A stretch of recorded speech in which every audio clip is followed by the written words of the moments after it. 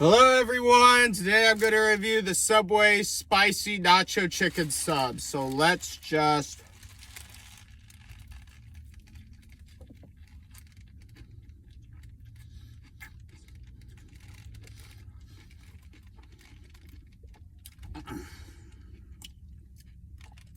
I will say this, Subway is being very bold, okay?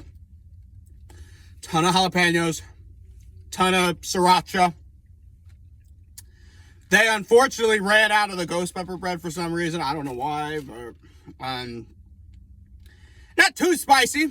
I'd say perfect amount. I could still eat it. You know what? This is pretty good. I'll say 8 out of 10. Anyway, subscribe to my YouTube channel, follow my TikTok and Instagram. I have got to go now. Bye.